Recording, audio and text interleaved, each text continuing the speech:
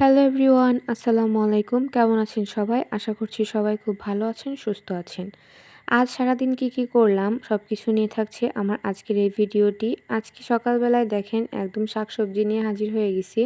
এখানে আছে ২ রকমের শাক, একটা হচ্ছে পুঁই শাক আর একটা হচ্ছে কলমি শাক। আজকে এই শাকগুলা রান্না করা হবে, তাই শাকগুলা নিয়েই চলে আসছে আমার ভাবি। এখন এগুলা কাটাকাটি করে নিবে।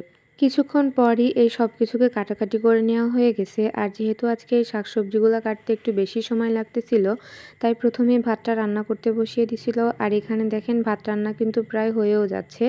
আর আজকে কি রান্না হবে সেগুলো দেখে নেন। আজকে রান্না করা হবে পুঁই শাক, তার সাথে ছিল কাঁঠালের বিচি, ইলিশ মাছ, পুঁই শাকের ডাঁটা আর কলমি শাক। এই সব কিছুকে আজকে রান্না করা হবে। আর এখানে দেখেন আমার আম্মুর ভাত রান্না করাও শেষ, এখন ভাতটাকেও নামিয়ে নিচ্ছে। আর ভাত নামানোর পরে এখন অন্য তরকারি বা সবজিগুলোকে রান্না করে নিবে, তাই ফার্স্টে কড়াইটা বসিয়ে দিছে চুলার উপরে। আর এখন দেখেন কড়াইয়ের ভেতরে তেল দিয়ে তার ভেতরে পেঁয়াজ, রসুন, শুকনো মরিচ সব কিছু দিয়ে দিচ্ছে এক এক করে। এখন এগুলাকে বেশ কিছুক্ষণ ভাজি করে নিবে। আর এখন আম্মু রান্না করবে হচ্ছে কলমি শাক। কলমি শাক ভাজি করার জন্য সব কিছু দিয়ে দিচ্ছে। এখন এগুলাকে সামান্য কিছু সময় ভাজি করে নিবে, বেশি সময় নিয়ে ভাজি করতে হবে না, অল্প কিছুক্ষণ ভাজি করলেই হয়ে যাবে। আর তারপরে দেখেন এর ভেতরে দিয়ে দিল জিরা। এই জিরাটাকে দিয়ে কিছুক্ষণ নাড়ানাড়ি করে নিল। আর তারপরে এর ভেতরে এই সবজিগুলাকে দিয়ে দিচ্ছে, মানে এই কলমি শাকগুলাকে দিয়ে দিচ্ছে। আর তারপর এর ভেতরে এক এক করে হলুদ, লবণ সব কিছুকে দিয়ে দিচ্ছে। ফার্স্টে কিন্তু হলুদ লবণ দেয় নাই, এই শাক দেওয়ার পরে এর উপরে হলুদ আর লবণটাকে দিয়ে এখন সব কিছুকে সুন্দরভাবে একসাথে মিশিয়ে নিচ্ছে।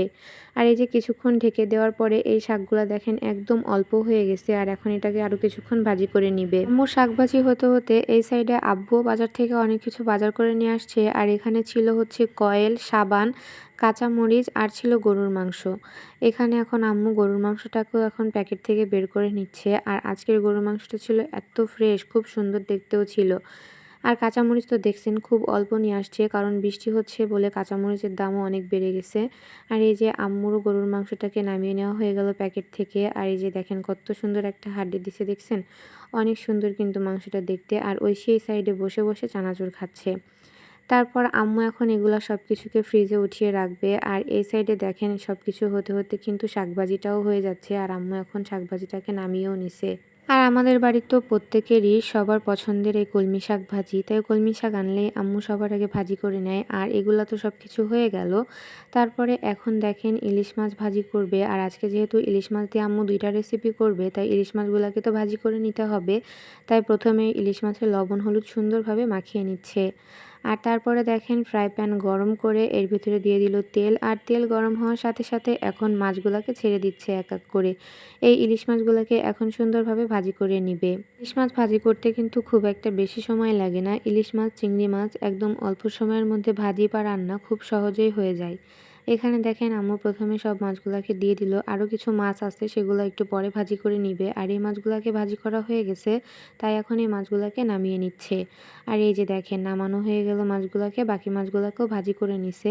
আর তারপরে দেখেন এখন একটা তরকারি রান্না করবে পুঁই শাকের, তাই আম্মু ফার্স্টে তেল দিয়ে দিছে। আর তেল দেওয়ার পরে একে একে এর ভেতরে পেঁয়াজ কুচি, কাঁচামরিচ কুচি, লবণ, হলুদ, মশলা সব কিছুকে দিয়ে এখন এই মশলাটাকে সুন্দর করে একটু ভাজি করে নিছে। আর তারপরে এর ভেতরে পানি দিয়ে এই মশলাটাকে কষিয়ে নিছে।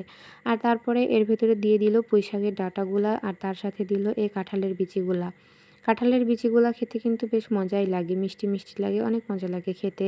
আর এইভাবে রান্না করলে তো আরও বেশি মজা লাগে। তো এখনই সব কিছুকে সুন্দরভাবে কষিয়ে নিচ্ছে কিছু সময় ধরে। আর তারপরে দেখেন এখন কষানো হয়ে গেছে।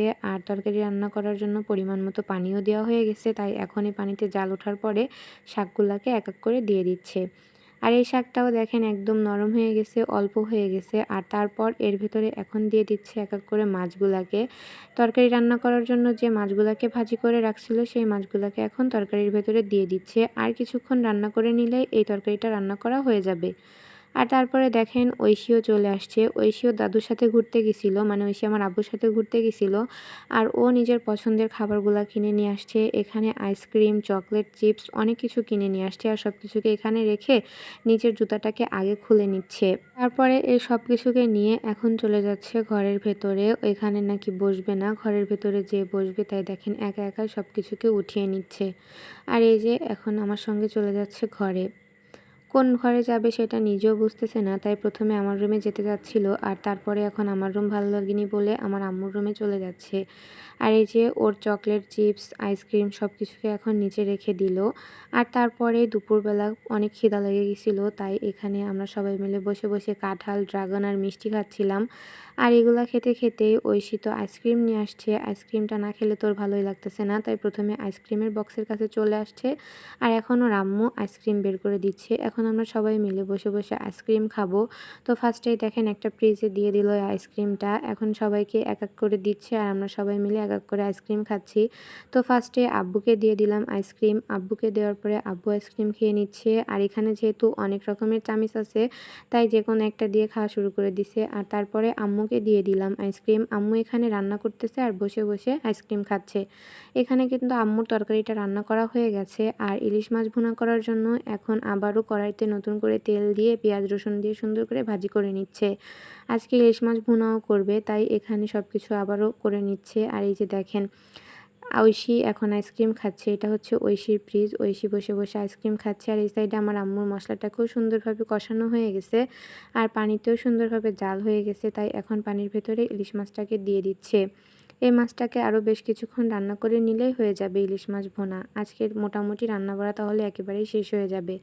তো আরও কিছুক্ষণ ধরে এই মাছটাকে রান্না করার পরে এই যে মাছটাও পুরোপুরি রান্না হয়ে গেছে। আর দেখেন কত সুন্দর লাগতেছে দেখতে, অনেক সুন্দর কালার হয়েছে কিন্তু এই রান্নাটার।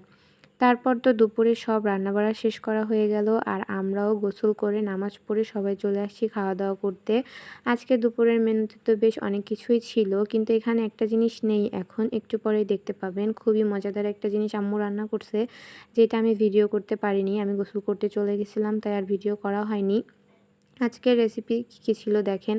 আজকে আম্মু রান্না করছিল কলমি শাক ভাজি, তার সাথে পুঁই শাক, কাঁঠালের বিচি, ইলিশ মাছ দিয়ে রান্না করছিল আর হচ্ছে ইলিশ মাছ ভোনা, আর তার সাথে ছিল মাংস ভাজি। এটা হচ্ছে দুপুরবেলায় যে মাংসটা আব্বু নিয়ে আসছিল ওই মাংসটাই আম্মু ভাজি করছে সব কিছু রান্না শেষে। নতুন মাংস নিয়ে আসছে আর এটা রান্না করা হবে না, তাহলে তো আর ভালো লাগে না, তাই আম্মু দুপুরবেলা এটাকে ভাজি করছে। আর এখন দেখেন আম্মু আমাদের সবাইকে এক এক করে খাবার দিয়ে দিচ্ছে। তো ফার্স্টে ভাত দিয়ে দিল আর তার সাথে দিয়ে দিল কলমি শাক ভাজি। কলমি শাক ভাজি যেহেতু পছন্দের খাবার, তো প্রথমেই ভাজি দিয়ে দিল। আর এটা হচ্ছে আব্বুর প্লেট, তাই আব্বু খাওয়া শুরু করে দিছে।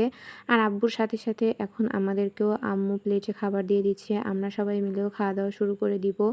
আর এখানে দেখেন আব্বু এখন নিয়ে নিচ্ছে সেই আম্মুর হাতের স্পেশাল গরুর মাংস ভাজিটা। এই গরুর মাংস ভাজি খেতে যে কী মজা লাগে, অনেক মজা লাগে। যারা যারা এখনও খাননি তারা কিন্তু বাড়িতে অবশ্যই একবার ট্রাই করে দেখতে পারেন। অনেক মজা কিন্তু এই গরুর মাংস ভাজিটা। আমরাও তো এখন সবাই মিলে খাওয়া দাওয়া শুরু করে দিছি। তো আশা করছি আমার আজকের এই ভিডিওটি আপনাদের কাছে ভালো লেগেছে। আমার আজকের এই ভিডিওটি যদি আপনাদের কাছে ভালো লেগে থাকে তাহলে অবশ্যই আমার চ্যানেলটিকে সাবস্ক্রাইব করে দিবেন এবং লাইক, কমেন্ট, শেয়ার করে আমাদের পাশে থাকবেন। সবাই সব কিছু দিয়ে খাওয়া দাওয়া শেষ করে এখন নিয়ে নিচ্ছে ইলিশ মাছ। আমার আজকের এই ভিডিওটি এখানেই শেষ করছি। দেখা হবে নেক্সট কোনো ব্লগে। আল্লাহ হাফেজ।